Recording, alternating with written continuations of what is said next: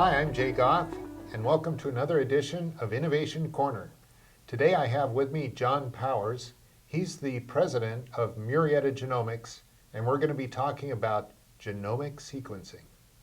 Hi, John. Hey Jay, how's it going? Good, welcome. Thank you. So Marietta Genomics, tell me, what is genomic sequencing? Yeah, genomic sequencing, it's not really new, but what's new is next generation sequencing, which has really cut the cost dramatically. So in the last 10 years, in 2003, when they did the first human genome sequencing, it took 10 years, took $3 billion. And within 10 years, that cost had gotten down to about $10,000. And now today, they're saying the common price for a whole human genome is about $1,000. So it's an extremely new technology. So tell me, how do you innovate? What's the innovation factor of Marietta Genomics? You got to look at next generation sequencing, which is all that Marietta Genomics provides. That's the only sequencing we'll do as an enabling technology. So when you look at like wireless, you mentioned cellular, you look at CDMA, 4G, 5G, those are all enabling technologies. And you'll see all people talk about the thousands of businesses that were brought into existence from 4G. That's what next generation sequencing is going to do. It's going to improve existing businesses and open avenues for businesses we've never thought of. Wow. So as I understand it, Marietta Genomics is an incubator. I mean, you're a full lab, you have an NGS lab, but you're actually incubating startup companies. Could you tell me a little bit about that? Yeah, as I was talking about all the different technologies, we have a number of people with ideas.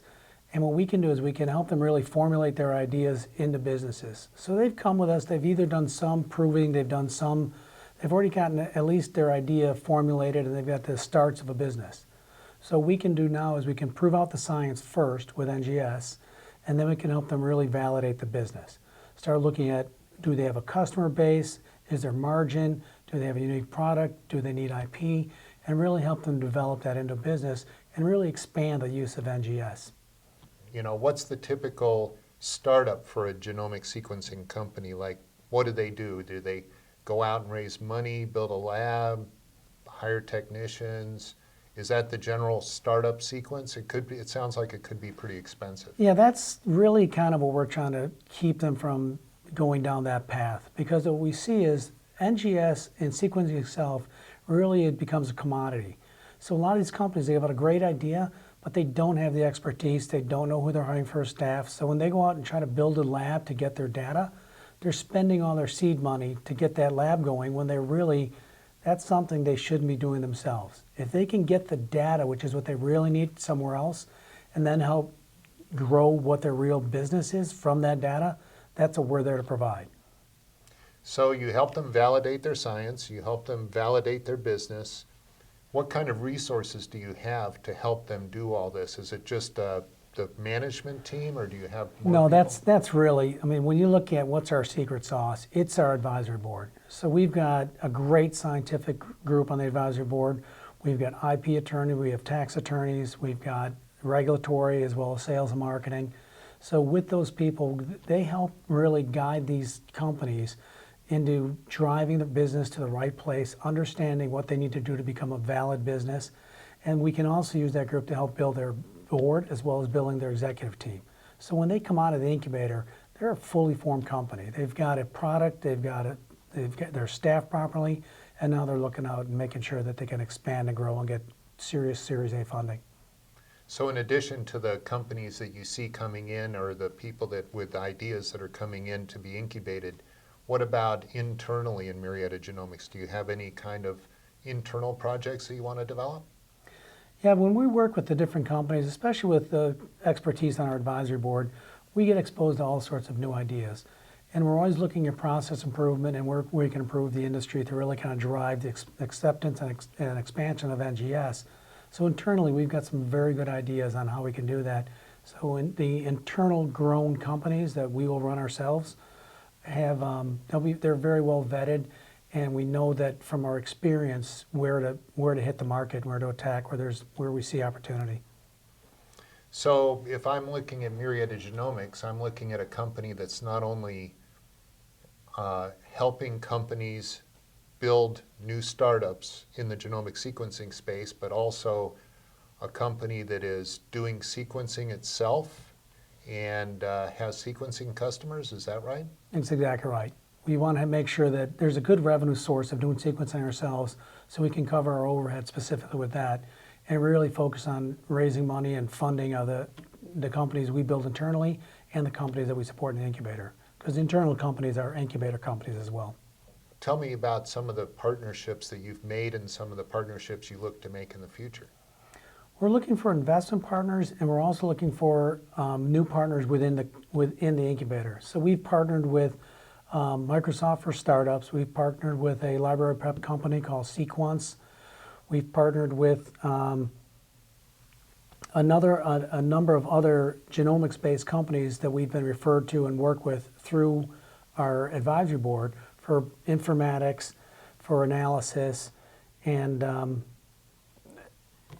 you name it. If it's genomics-based, we've tried to cover the bases.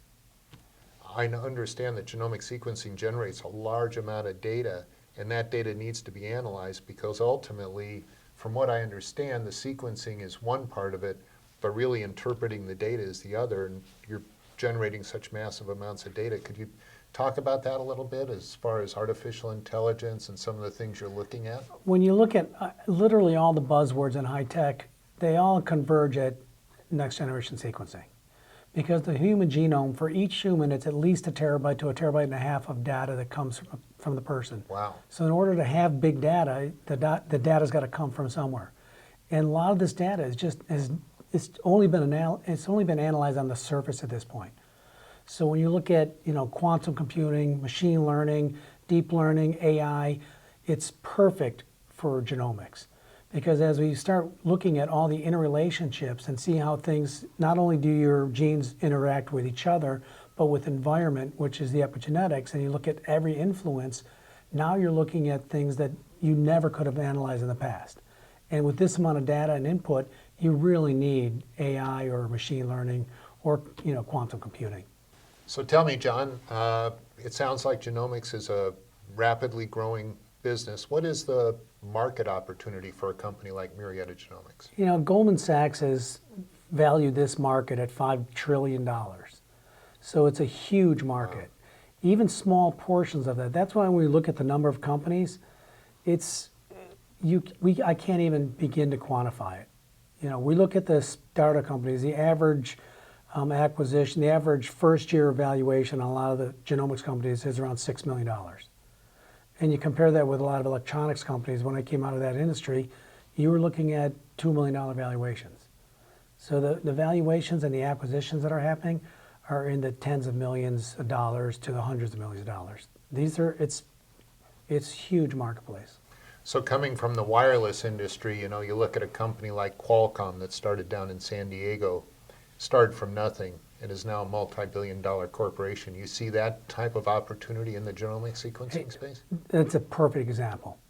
Because Qualcomm started with a enabling technology, much like NGS, and they were there at the right time. They had a lot of help in developing what they did, and a lot of businesses spun off of what they started and created. So that's a perfect example. So the name Marietta Genomics has the city of Marietta in the name.